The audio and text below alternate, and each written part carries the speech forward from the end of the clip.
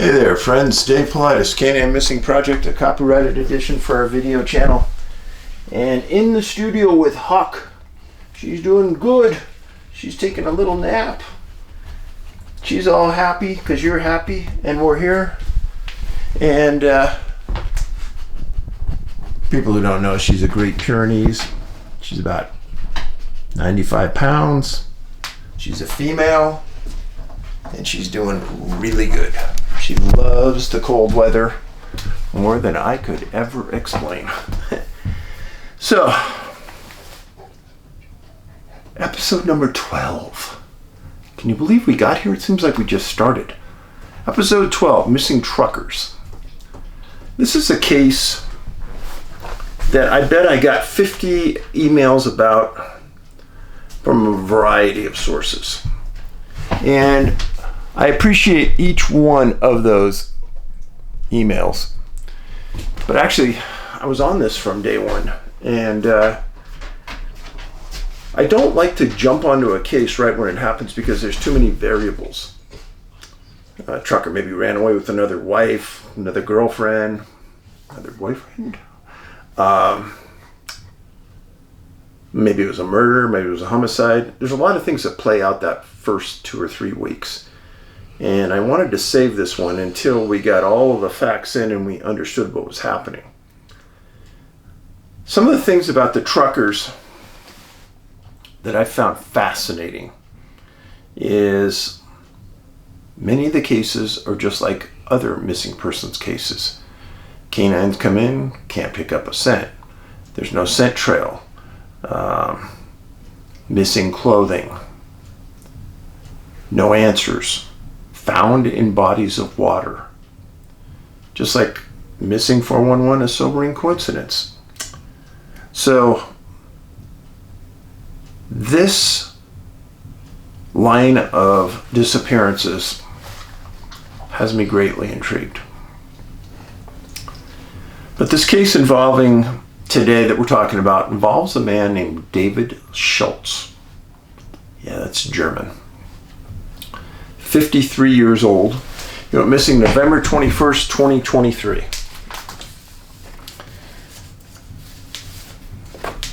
This is a missing bulletin that went out on David. I think he looks pretty young for his age. 6 foot, 180 pounds, truck driver, married 11 years to Sarah. And he and Sarah have twin boys, Isaac and Joseph, 10 years old. Now Sarah, from a previous marriage, has a daughter that's 22 and a son that's 18. Now David, it was said, had high blood pressure. If you have followed Missing 411, then you know that those medical conditions are important to us. Here's why.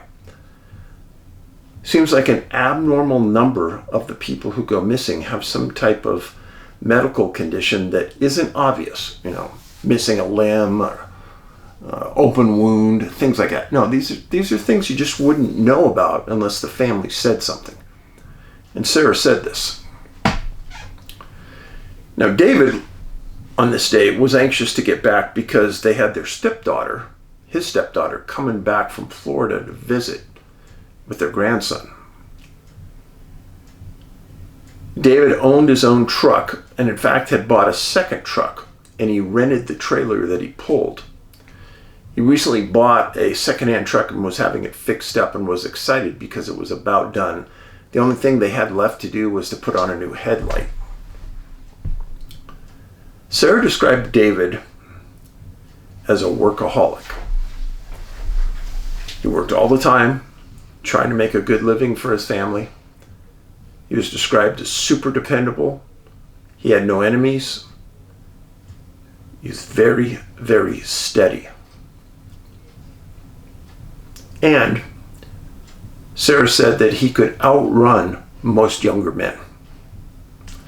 Usually wore cowboy boots, jeans, some kind of shirt. And he worked long hours, depending on the need of the customer. So this happened just before Thanksgiving of this year. Start off November 20th. 7:30 p.m.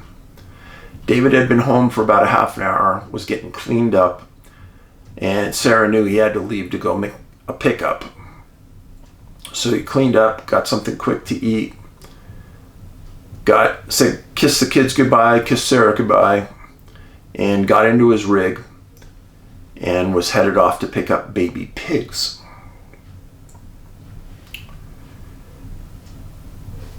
It was late night venture. Sarah wasn't staying up. She goes to sleep. And the next morning she wakes up, David's not home. It wasn't a big deal because he had a lot of work to do and he could have been given more work, so she didn't even think about it.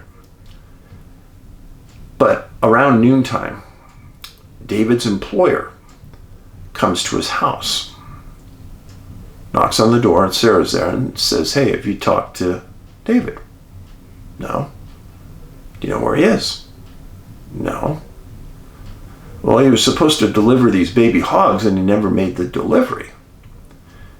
He picked them up in Eagle Grove and he was supposed to deliver them to Sac City."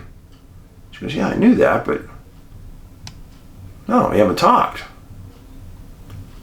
So she tries to call. There's no answer on his cell. The employer's concerned. He's got thousands and thousands of dollars of baby hogs in a truck that's all of a sudden missing. But again, he was more concerned about David's welfare because David wasn't the kind of guy to do this kind of stuff. Well, November 21st at 2:23 p.m., Sarah reports David as a missing persons to law enforcement. David hadn't answered her phone call many, many times. The employer said he missed a trip. Sarah made a bunch of calls to friends and relatives. Nobody knew where he was, so she called him in as a missing person. It was a smart thing to do and absolutely the right thing. So that was at 2:23 p.m. on November 21st. 3:04 p.m., same day, just maybe a half an hour, 35 minutes after Sarah makes that call, there's a Sac, the name of the county is called Sac, S-A-C, in Iowa. Sac County road employee reports a semi stopped in the road northbound on 190th Street at Union Avenue. And the employee clarified that he had been past this truck early this morning and it was parked there, in the lane. And the better description was northbound Highway 71, north of Old Highway 20.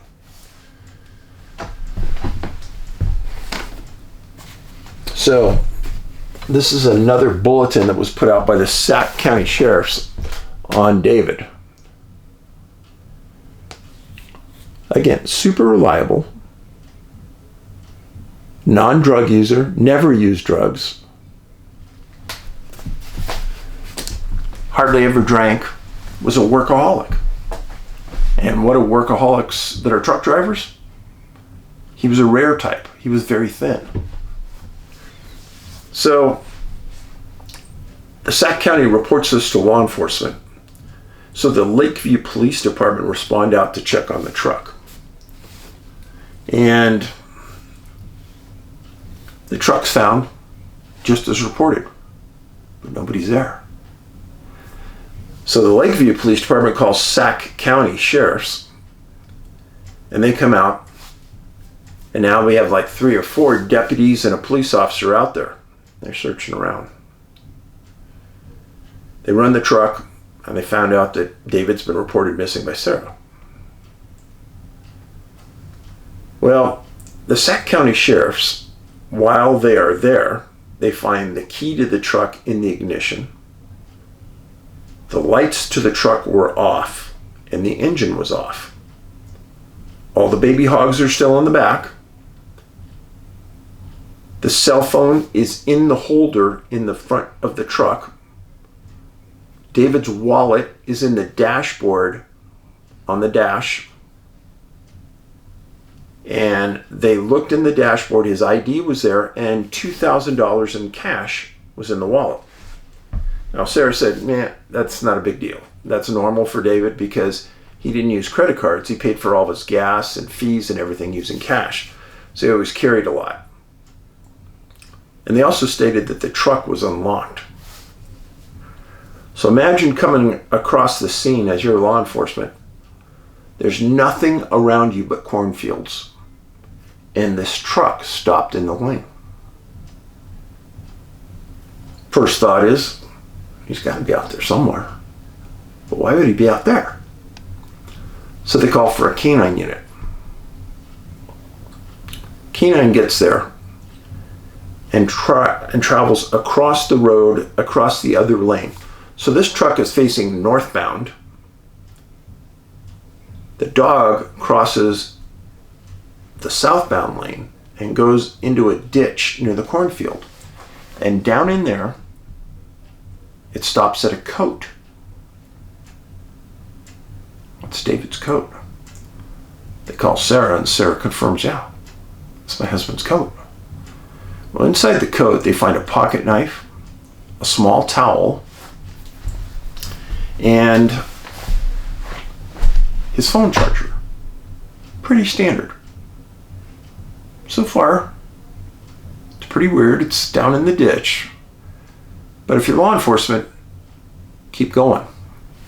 Well, the dog tracked to the coat, and just a short distance in, it stopped, as though the scent trail stopped.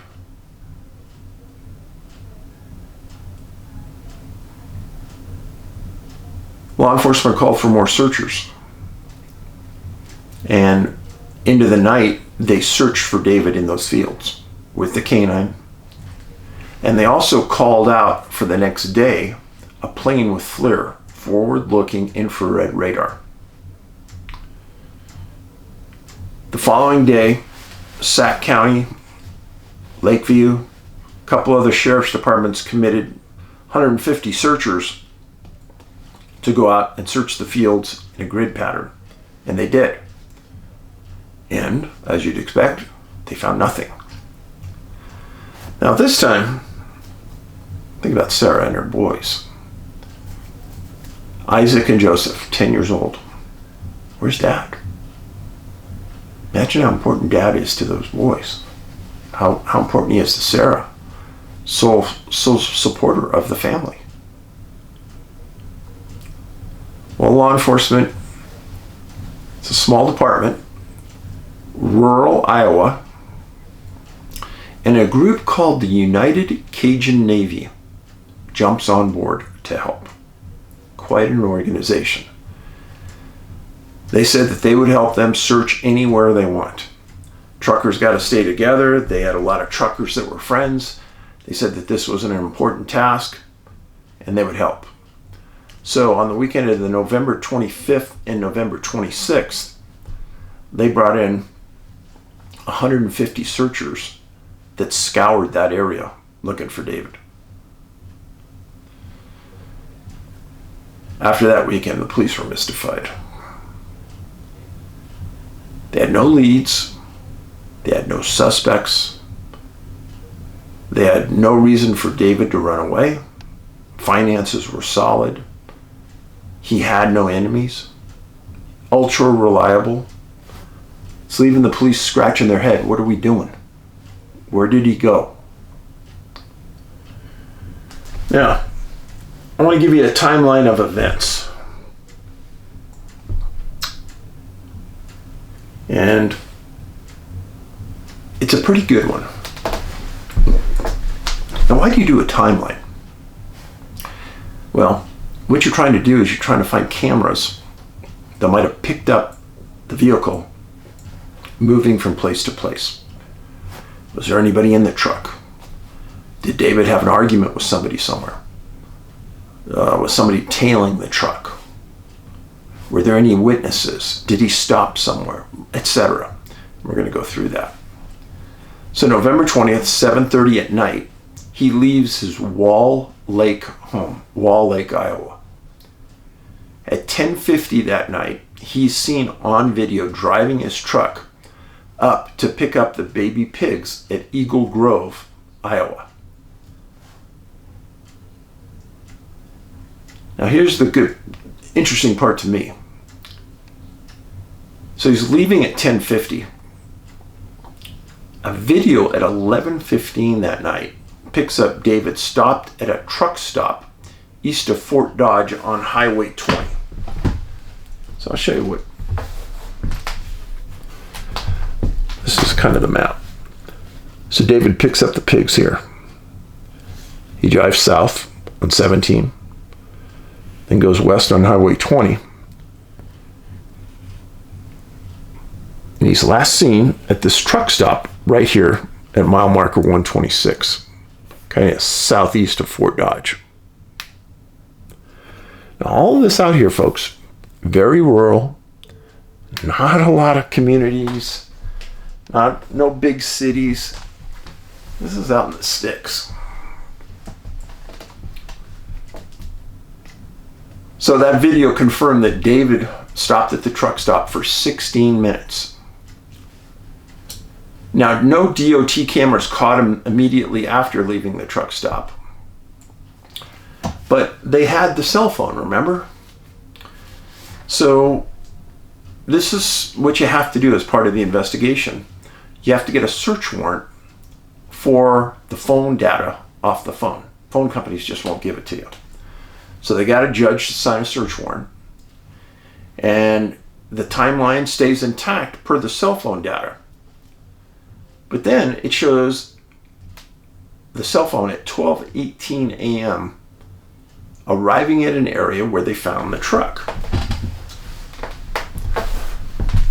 Truck's found north of Sac City in a place called Douglas Township, but there's no town there where the truck was. It's all cornfields. Now, he was north of the location where he was supposed to deliver the hogs.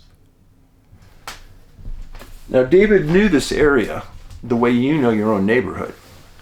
The idea that he missed it makes no sense. So the cell phone data shows him getting there. Now, somewhere around that noontime hour, his boss comes to David's home, contacts Sarah, says he didn't make the delivery. 2:23, Sarah reports him as missing. 3:04 p.m., Sac County worker reports the truck in the roadway and confirms that it had been there since early in the morning when he had passed it before.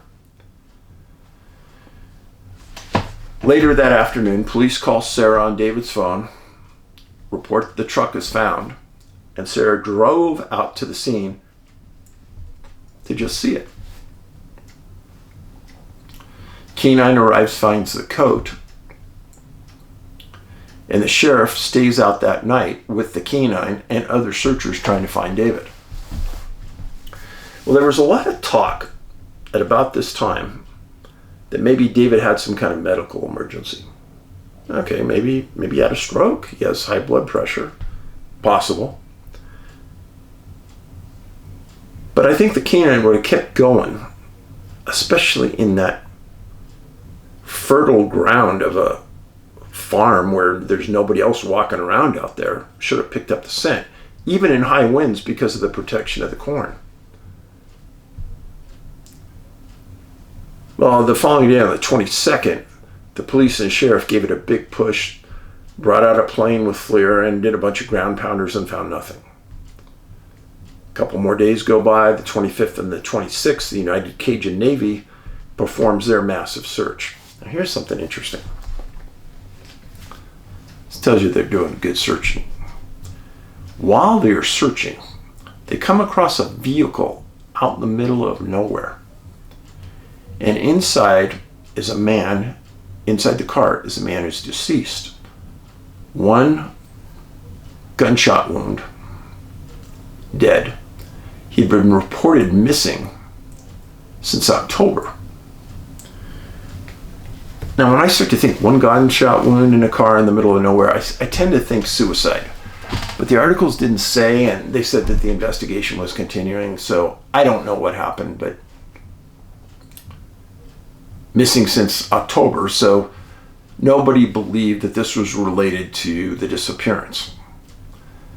But that fantastic effort by the Cajuns, Cajun Navy, had 150 searchers, 12 horses, the airplane, and the canine. That is the power of volunteer searchers. Good people. Want to help others. Wanted to help Sarah. wanted to help find David. Now, the Sac County Sheriff is a man named Ken McClure.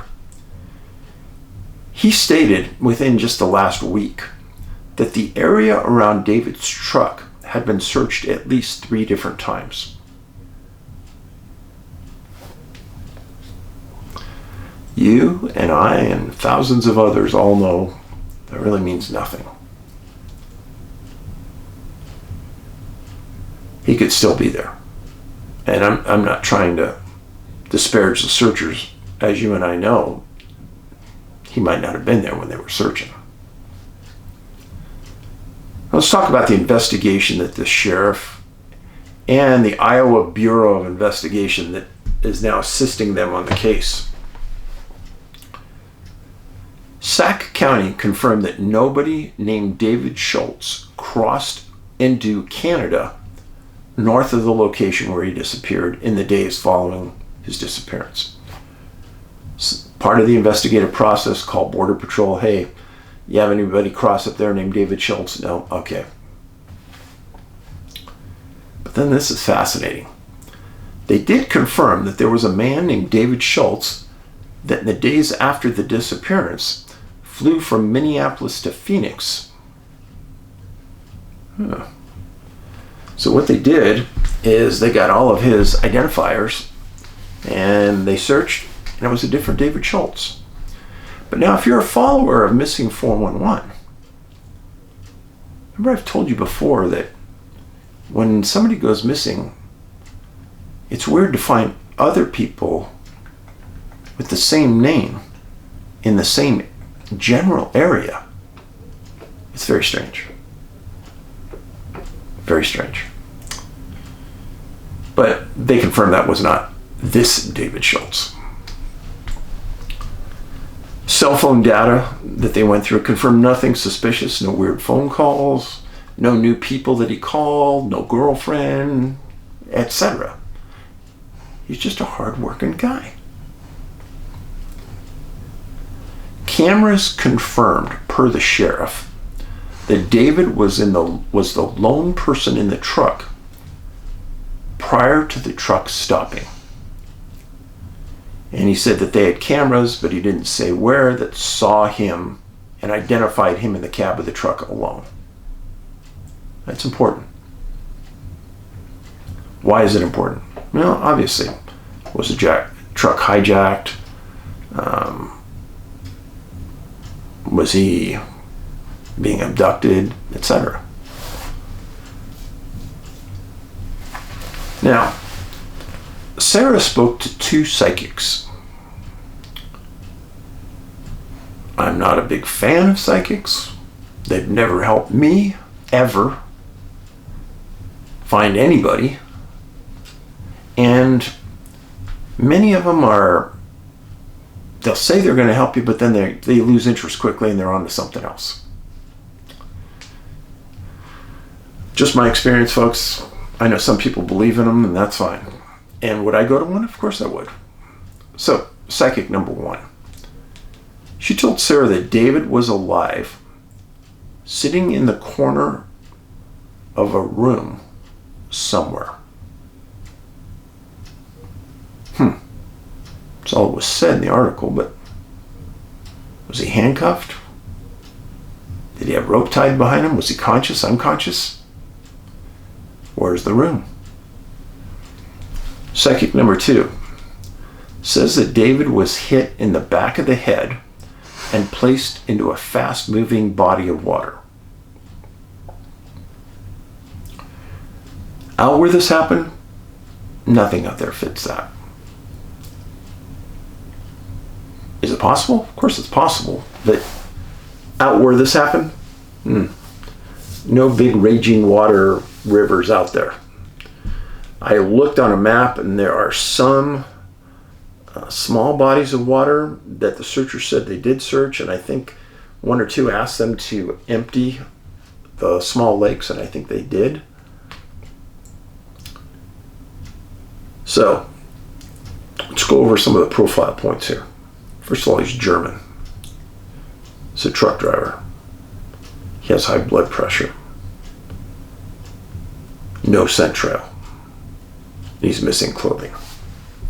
Those are the biggies. For me. Now, in these kind of things, there's always information that law enforcement has that they're not telling. And they might have told Sarah, and they might have told Sarah to say, hey, keep this to yourself, but we're looking at these suspects. Why does that make sense to Dave? Let me give you a scenario. Let's just say David maybe cut somebody off on the road when he was driving along. Person gets mad, starts following him, passes him, gets in front of the truck and stops. Stops so close that David has to stop the truck. David sees the person get out. Maybe they're not big in stature. So David says, okay, I'll get out. He gets out and they get into a tussle. Now, if you're wearing a coat like David apparently was, it was in the middle of the morning, 12:18, when the truck stopped, you get into a tussle and somebody grabs that coat, they can pull it right over your head and off. Maybe throw it in the ditch. Maybe they knock David down. Maybe he becomes unconscious and they throw him in their car to dump the body somewhere. I thought about that scenario. Do I think it's likely? It's possible. Do I think it's probable? No. Possible, yes. Probable, no. After doing these many truckers' cases, I think David's going to be found in that field, somewhere out there. And sometime in the next month or two, they need to go out and do a shoulder-to-shoulder search of those fields. I think they need to stay within a 2-mile radius of where the truck was parked. When I say shoulder to shoulder, I mean put your arms out, touching hands, and you walk, keeping that distance between each other right down the rows of the corn.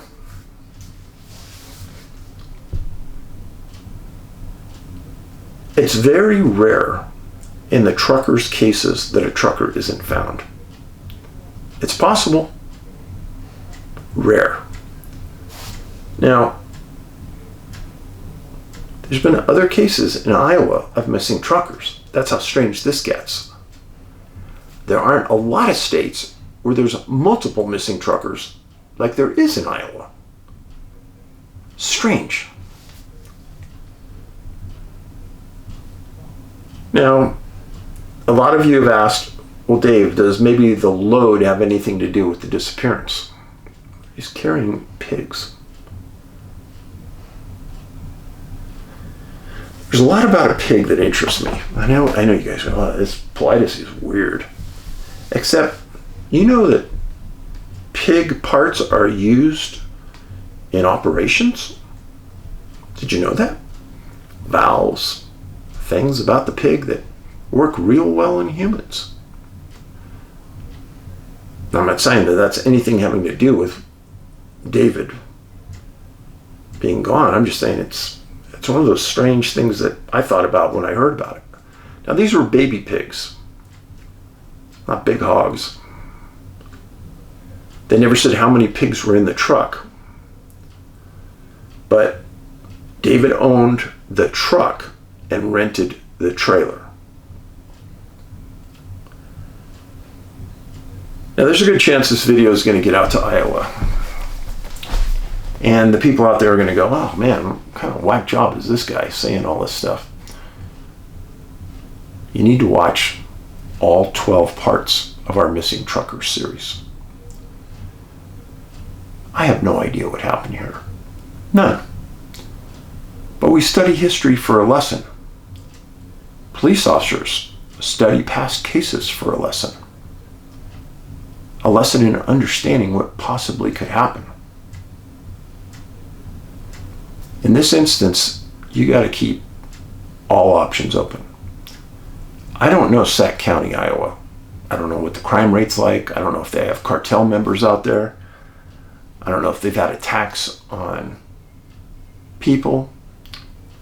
There was one small article that the night David went missing, there was a car stop made by a law enforcement agency in this area. And in the car, they found drugs and guns and some other things. And people wanted to know, could it possibly be related to David's disappearance? And the sheriff came out later and said, no, not related. Just some car driving erratically, someone called it in, law enforcement made a stop and found the stuff in the car. But message to Sarah, I have great compassion for you and your family. The more people we can get out there thinking about what might have happened here, I think that's all good.